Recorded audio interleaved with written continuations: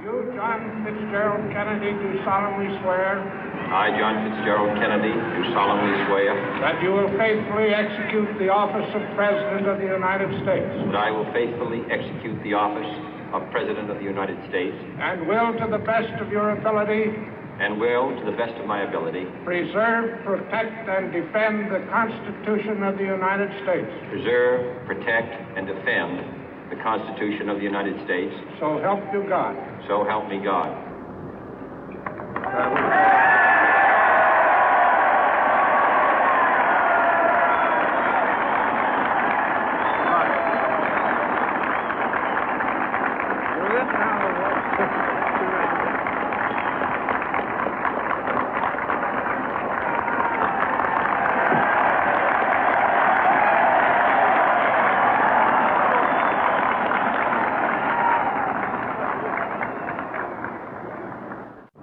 Vice President Johnson, Mr. Speaker, Mr. Chief Justice, President Eisenhower, Vice President Nixon, President Truman, Reverend clergy, fellow citizens.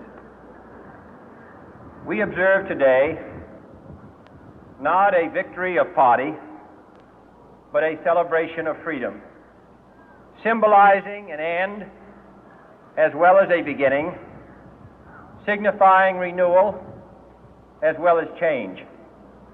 For I have sworn before you and Almighty God the same solemn oath our forebears prescribed nearly a century and 3/4 ago. The world is very different now, for man holds in his mortal hands the power to abolish all forms of human poverty and all forms of human life. And yet the same revolutionary beliefs for which our forebears fought are still at issue around the globe. The belief that the rights of man come not from the generosity of the state, but from the hand of God. We dare not forget today that we are the heirs of that first revolution.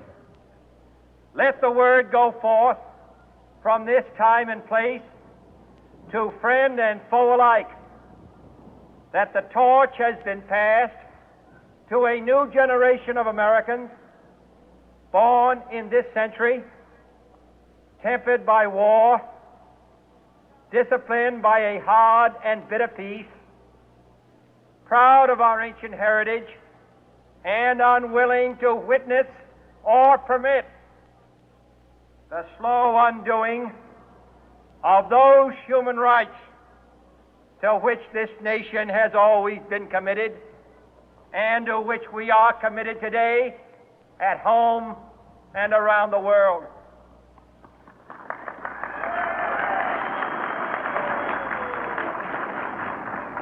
Let every nation know, whether it wishes us well or ill, that we shall pay any price, bear any burden, meet any hardship, support any friend, oppose any foe to assure the survival and the success of liberty.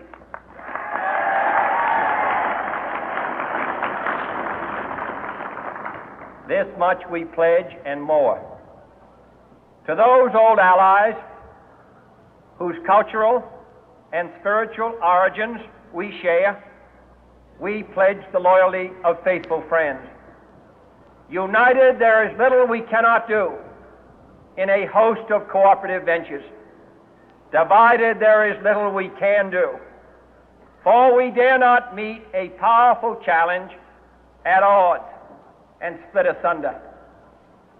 To those new states whom we welcome to the ranks of the free, we pledge our word that one form of colonial control shall not have passed away, merely to be replaced by a far more iron tyranny. We shall not always expect to find them supporting our view, but we shall always hope to find them strongly supporting their own freedom, and to remember that in the past, those who foolishly sought power by riding the back of the tiger ended up inside.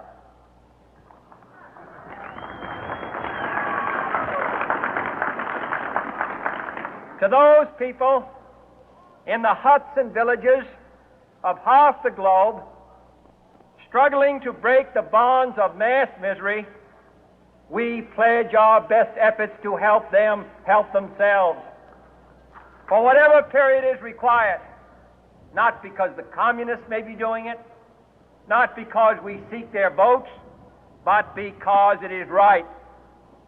If a free society cannot help the many who are poor, it cannot save the few who are rich.